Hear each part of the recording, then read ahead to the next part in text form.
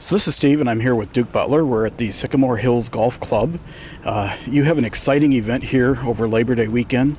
Tell me about what goes on out here. Well, this will be the second year of the Hotel Fitness Championship to be played here at Sycamore Hills, and it's an exciting event. It was a new format last year, part of the newly created series called the Web.com Tour Finals, and it's a hybrid event between a Web.com Tour event and a PGA Tour event. So we had the top 75 players from the Web.com Tour participate from their money list, and then we had the players from the PGA Tour participate that missed the FedEx Cup playoffs that finished 126 to 200.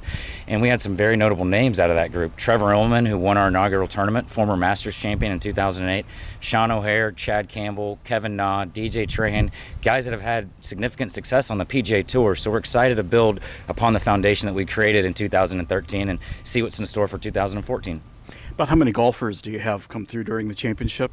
We had 132 players start the tournament last year, so we expect it'll be between 130 and 140 again this year. Some of the guys from the PGA Tour, maybe they've have a career money list exemption or they've won a tournament in the last 2 years, and so they still have some eligibility remaining. But the folks at Fort Wayne can expect some very notable names from the PGA Tour side.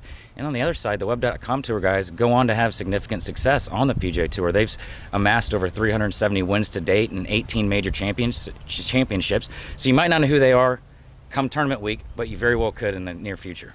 Sure.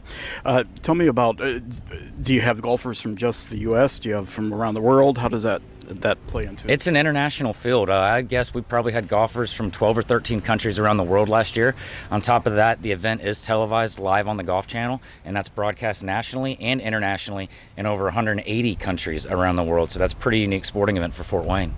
Sure. And you spectators can come out and watch if they want? Absolutely. We had around 27,000 spectators attend last year, and with it being a new event, we were very pleased with that.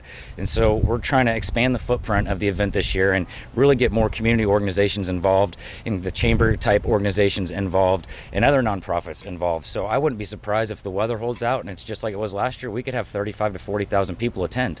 Wow, that's quite a few people. Yeah, no, that's what we're hoping for, and our ticket prices are very reasonable. They start at just $10 for early in the week, and then $25 for later in the week during the competition rounds, and then a weekly badge is just $65. And then we have some upgraded options available, but we feel it's very affordable for the product that's coming to town. Well, let me ask you about the golf course here. We're, of course, Sycamore Hills Golf Course. How does the course line up with others in the country? I think it's one of the best golf courses in the country. It's been ranked in the top 100 numerous times. This is the 25th anniversary of it. It's a Jack Nicklaus signature design. I'd say it's a top 3 course in the state of Indiana. But from the professionals' perspective, they absolutely loved it last year.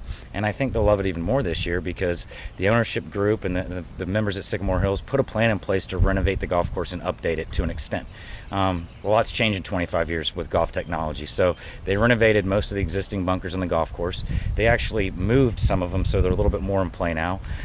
They made a significant change on the 18th hole. They took out a creek that crossed the fairway and they expanded the lake on the golfer's left-hand side. It's about 4 times the size of what it was.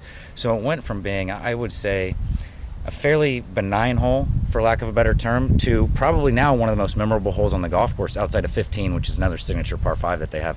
But there's a lot of exciting things going on here, and it's actually a 2-year phase that they're going to do it. So they started in September, right after our event in 2013, and they're going to complete year 1 on about June 15th.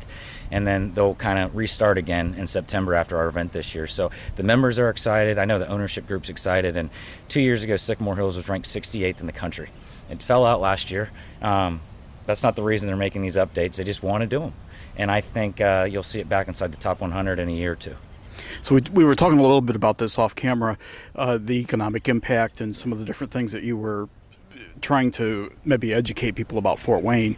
And how important is it to have that combination of other venues to visit and as well as a great golf course? How important is that, and how does Fort Wayne rank in that? I think Fort Wayne is the perfect market for an event of this size. I think it's 250,000 people for Allen County and maybe 350, 400 when you take in the other 5 counties.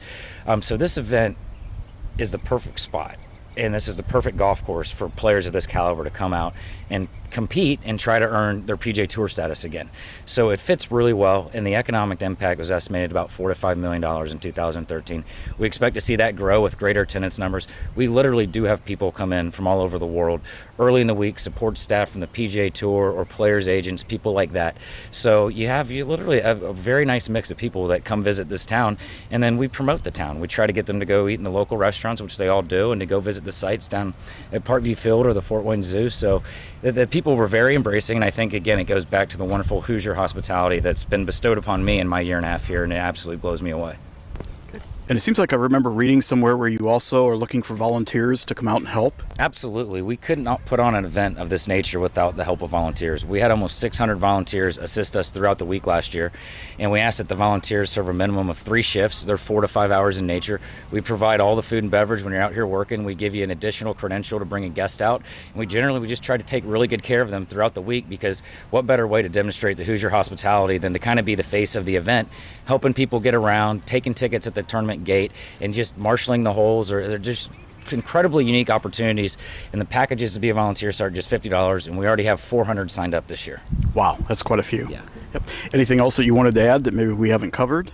Well, we're just excited about seeing this event grow. We have 2 more years remaining on this initial contract, and I think from an economic development standpoint and from an economic endpoint standpoint, this event is vital to the community, and that's why we're trying to rally the city and community leaders to get a little bit more involved this year. Last year, I would say it was we were trying to paint the picture, and I think we did a pretty good job of that. So we're excited to see the growth happen in 2014 and then again in 2015, and we're hoping this is an event that stays here for many years to come.